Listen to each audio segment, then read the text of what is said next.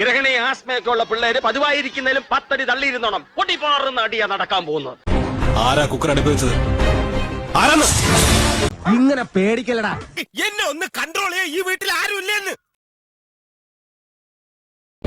ഞാനാ കുക്കർ അടുപ്പി വെച്ചത്. മേടിച്ചോ. Best of luck. Oh thank U.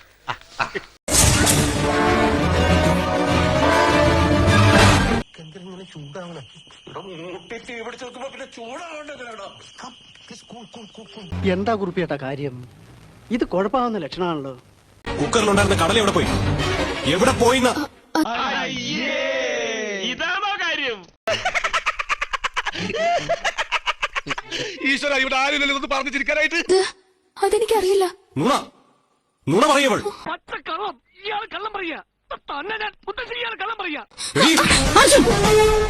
അമ്മ ഇതിൽ ഇടപെടരുത്.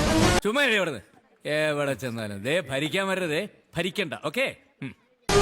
എനിക്കറിയണം, കടലില്ലാതെയാണ് ഇവിടെ കുക്കർ വെച്ചത്.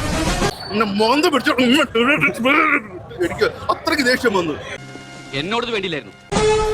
അങ്ങനെയെങ്കിൽ അത് മാറ്റേണ്ട കാര്യം എന്താ? ഇത് പ്രശ്നമാവും. എന്താ നിന്റെ ഉദ്ദേശം? പട്ടാ ഷുവറാ.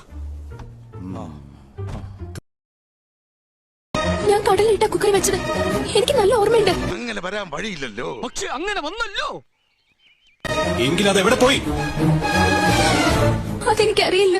നിന്നെ കൊണ്ട് ഞാൻ പറയിക്കും. പറയണം. നിമ്മാണ് വാപ്പാണ് ഭായിയാണ്, ഞാൻ ഒന്നും അറിയില്ല.